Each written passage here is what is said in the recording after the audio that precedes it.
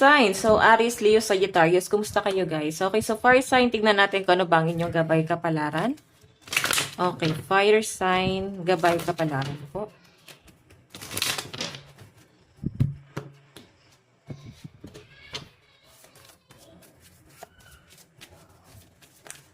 Okay, so fire sign, meron tayong let your fears dissolve. Actually, nakaka-feel ka ngayon na parang kang nababalisa, binabagabag ka ba? Hindi mo rin maintindihan sa sarili mo bakit ka binabagabag ngayon. Bakit napifeel mo tong bagay na to na dapat hindi mo naman napifeel eh. Okay, kumbaga para ba konting oras lang pero biglang naka-feel ka ng ganito. So, pwedeng sa relationship guys, no? Kumbaga, kailan mo lang nakilala tong taong to tapos parang nababalisa ka na agad sa kanya. Okay? Bakit ganun kalakas yung impact niya sa inyo? And I think, yung mga fire sign dito, ayun nyo na guys maka-feel ng ganyan. Tignan po natin, meron tayong breathe through the tension. Ayan. So, hinga kayo guys malalim. Nakagaya ng sabi ko kanina, nababalisa kayo, tensionado, hindi nyo guys maintindihan bakit ganito. So, I think, yung iba sa inyo, kulang ba kayo sa tulog?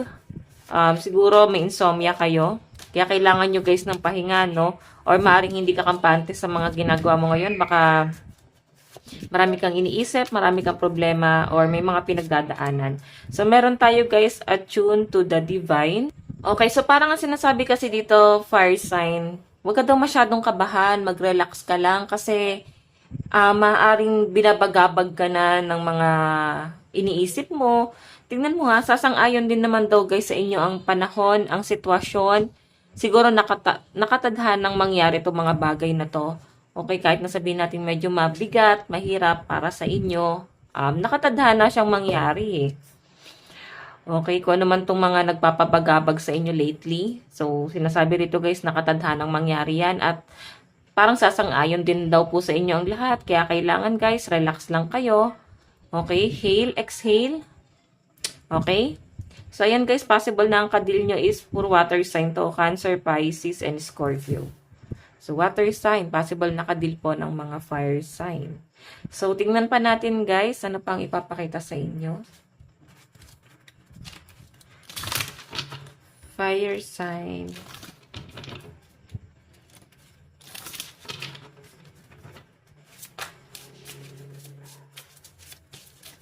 So guys, meron tayong wings.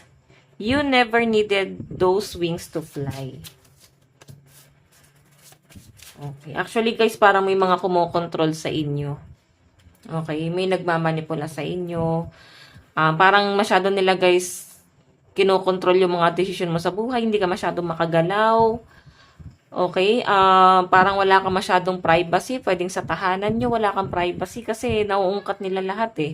Pwede mga friend mo, alam nila yung mga kahinaan mo or yung mga tao na sa paligid nyo guys, no, ginagamit nila yon. Kaya ikaw, ang nakikita ko dito, fire sign, ingatan mo yung lihim mo kasi maaaring gagamitin nila yan against you, no? Tignan mo, sabi nga dito, you never needed those wings to fly. Ibig sabihin, hindi mo kailangan ng kahit na sinong sasandalan para makamit yung mga pangarap mo. Okay? Kahit sabihin mo na parang hindi mo naman kaya. Kasi tignan mo yung ano mo dito, oh. Okay? Medyo chubby ka rito. Parang feeling mo, hindi mo kaya kasi wala nang pakpak, tas kaya pa ba natin lumipad? Parang ganun. So, sinasabi rito guys, kakayanin mo. Okay? So, guys, wag daw kayo guys magpapakontrol. Eto guys, aralin nyo daw po munang mabuti yung mga pakikinggan nyo kasi may mga sinungaling sa paligid mo. Maaaring nagsasabi sila ng mga kwento sa inyo, nagsishare sila sa inyo ng problema, tapos laging papabor lang sa kanila guys yung kwento. Ayan o, may nakikipagkwentuhan sa inyo. Nostalgia, so maaaring kaibigan mo to, old friend. Okay, so guys, ayan. So, 3 numbers. Ang laki number nyo is 8, 22, and 33. Tignan pa natin, guys.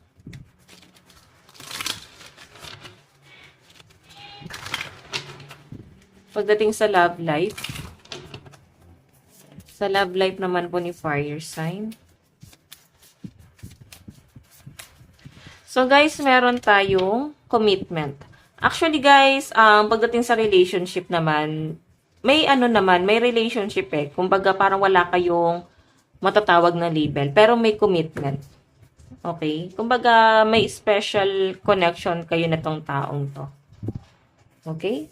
And maaaring compatible naman daw po kayo sa isa't isa. Ang problema lang guys, maaaring nandun nga yung mga doubt. May trauma ba kayo na pinagdadaanan? So, sinasabi rito guys, kailangan mag-mature. Kailangan may mabago. Okay? Ano ba yung mga dapat nyong baguhin? Ano ba yung dapat baguhin ng person mo? Kasi ang nakikita ko sa inyo guys, hirap kayo magtiwala rito. Okay, so tignan natin guys, pagdating naman po sa inyong kaperahan. Pagdating po sa kaperahan. So guys, meron tayong compatibility. 'Di ba? Ayan no, connection mo pa rin sa person mo. So kailangan mo talaga ng katuwang no pagdating sa hanap buhay. Kailangan nyo na guys ng tutulong sa inyo sa mga gastusin. Parang nahihirapan na yung mga part-time dito ng nag-iisa or nahihirapan na kayo maging breadwinner, lalo na sa mga single parent dito. Parang kailangan nyo na ng katuwang sa mga gastusin. Nahihirapan na ba kayo sa mga gastusin sa mga anak nyo? Or maaaring yung person mo pa rin guys yung mga katulong sa inyo, no? Yung partner mo, yung asawa mo. Yan. Or ex mo. Kung ito is someone from the past. So, maganda naman guys daw yung connection nyo pagdating sa pera. Oh. Kailangan lang kumalma, relax, huwag tayo masyadong mainit ang ulo. Okay, so pagdating naman daw po guys sa inyong trabaho, meron po tayong reparenting yourself. 'Di ba? So, parang kahit hindi niyo daw guys obligasyon, parang ayun, may mga madrasta pa dito. Stepdad, stepmom, maring single dad, single mom yung kadil mo. Okay, so nakikita ko dito guys, nagpapaka-workaholic yung iba sa inyo dahil sa mga obligasyon nyo, no? Dahil sa mga anak nyo. Or maaring dahil single parent ka, hindi ka na guys namimili ng trabaho. Okay? Kasi para na to sa pamilya mo eh. Mas nagiging practical ang mga fire sign dito. So, pagdating naman sa inyong